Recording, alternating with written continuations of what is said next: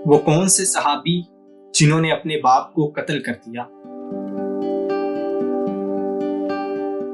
وہ مجاہد اسلام جس کو 3 دن مسلسل جنت کی بشارت دی تھی؟ کون سے صحابی ہیں جن کو امت محمدی کا دماغ قرار دیا گیا؟ یہ سب کچھ جانیے آج کی اس ویڈیو میں۔ لیکن اگر آپ نے ابھی تک اس چینل کو سبسکرائب نہیں کیا تو اس کو سبسکرائب کریں اور بیل آئیکن کو پریس کریں تاکہ آپ تک ہماری تمام معلوماتی ویڈیوز پہنچ سکیں۔ بصورت دیگر ہمیں اپنی قیمتی رائے سے آگاہ کریں۔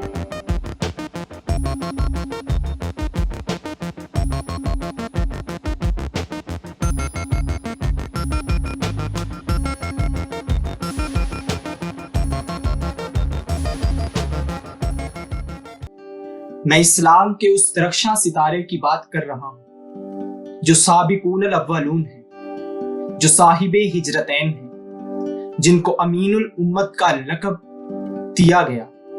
آپ کو تمام غزوات میں شرکت کرنے کا شرف حاصل ہوا جو کہ 10 مبشرہ میں سے ہیں۔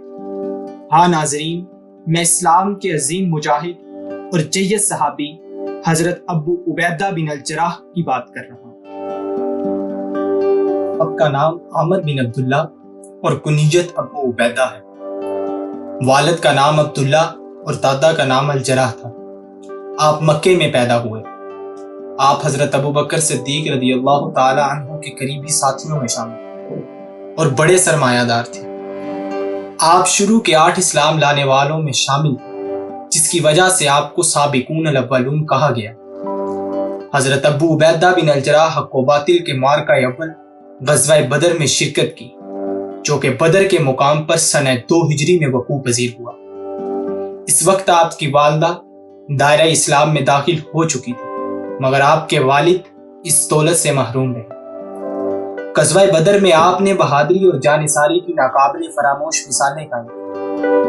آپ کے والد جس کا نام عبداللہ تھا، آپ کے سامنے میدان جنگ میں آتے رہے، مگر آپ درگزر کرتے چلے اور کافروں کی صفوں کو چیرتے چلے، مگر آپ کے والد اسلام دشمنی سے واپس نہ آئے اور آپ کے بارہا درگزر کرنے کے باوجود جب آپ کے سامنے آئے تو آپ نے تلوار کا ایسا زوردار وار کیا کہ ان کا سر چیر کر رکھ دیا، اور اپنے والد کو جو کفر کا دائی تھا، اسلام کی ناموس اور نبی اکرم صلی اللہ علیہ وآلہ وسلم کی حرمت کی خاطر واصل جہنم کیا، اور میدان جنگ میں ایسی مثال قائم کی کہ جس کی نظیر نہ کبھی پہلے ملی تھی اور نہ آئندہ ملے گی، اور نبی اکرم پر اپنے ماں باپ قربان کرنے کے وعدے کو سچ کر دکھایا۔ حضرت ابو عبیدہ بن الجراح رضی اللہ تعالیٰ عنہ نے غزوہ بدر میں اسلام کے مقابل کفر کے دائی باپ کو قتل کر کے ایک نام پیدا کیا تھا۔ غزوہ احد سنہ 3 ہجری میں پیش آیا۔ نبی اکرم صلی اللہ علیہ وآلہ وسلم نے اسلامی فوج کی صف آرائی میں ایک دستے کو جس کی تعداد 50 تھی ایک درے پر کھڑا کر دیا اور تاکید کی، خواہ کچھ بھی ہو جائے تم یہاں سے دور مت ہٹنا۔ مسلمانوں نے کفار پر پہلے حملے میں ان کے پاؤں اکھاڑ دیے تھے اور دشمن نے میدان جنگ چھوڑ کر بھاگنا شروع کر دیا تھا، تو بعض مجاہدین نے مال غنیمت سمیٹنا شروع کیا، تو درے پر متعین مجاہدین کو بھی مال غنیمت اکٹھا کرنے کا خیال آیا، اور انہوں نے ان حضرت صلی اللہ علیہ وآلہ وسلم کی واضح ہدایات اور اپنے کمانڈر کی ہدایات کے باوجود درے کو چھوڑ کر خالی کر دیا، جس سے موقع پا کر دشمن نے پشت کے اوپر سے مسلمانوں پر حملہ کر دیا، جس سے مسلمانوں کی حالت ابتر ہو گئی۔ غزوہ احد میں جب مشرکین قریش کے اچانک حملے سے مسلمان افراتفری کے عالم میں ادھر ادھر بھاگے تو نبی اکرم صلی اللہ علیہ وآلہ وسلم میدان جنگ میں ثابت قدم رہے۔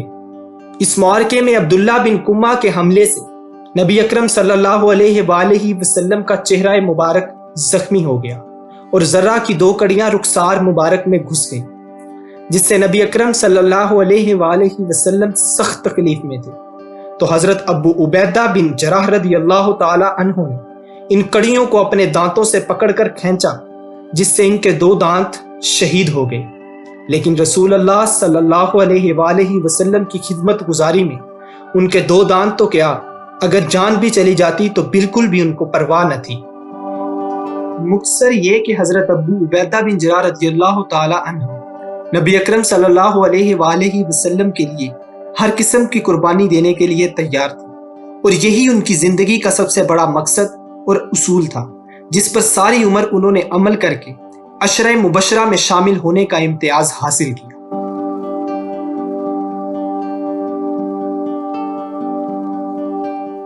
نبی اکرم صلی اللہ علیہ وآلہ وسلم صحابہ کے ساتھ مسجد میں ایک روز بیٹھے ہوئے تھے اور فرمایا کہ اب مسجد میں داخل ہونے والا شخص جنتی ہے، اور 3 دن لگاتار ایسا ہی ہوتا رہا، اور ہر بار مسجد میں داخل ہونے والے شخص حضرت ابو عبیدہ بن جراح رضی اللہ تعالی عنہ تھے، اور 3 دن لگاتار آپ رضی اللہ تعالی عنہ کو نبی اکرم صلی اللہ علیہ وآلہ وسلم کی زبان سے جنت کی بشارت ملتی رہی۔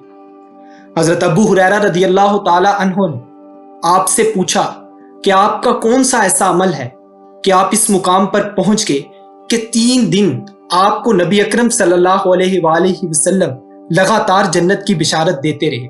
تو اس پر آپ رضی اللہ تعالیٰ عنہ نے جواب دیا کہ میں نے کبھی کسی شخص کے لیے اپنے دل میں بغض، حسد اور کینہ نہیں رکھا۔ حضرت ابو عبیدہ ایک عظیم سپہ سالار تھے۔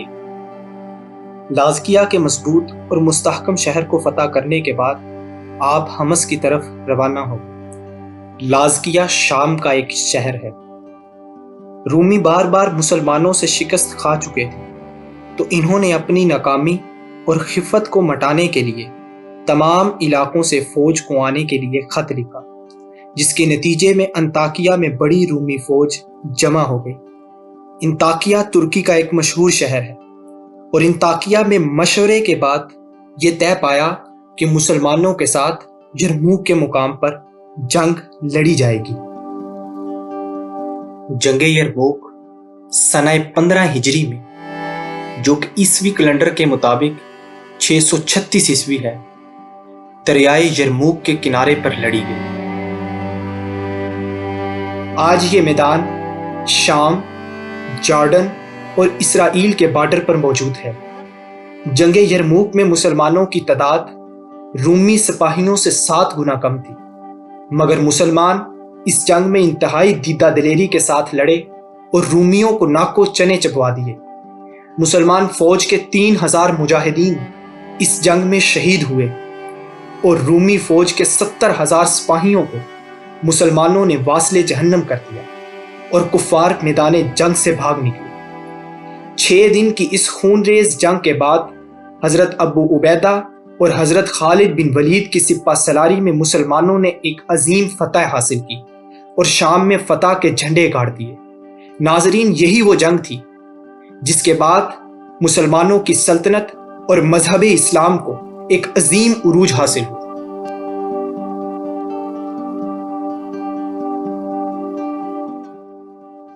آپ کا وصال 18 ہجری میں شام کے شہر اردن میں لشکر کشی کے دوران ہوا۔ آپ کی عمر مبارک اس وقت 58 برس تھی جب آپ کو طاعون کی بیماری نے آن گھیرا۔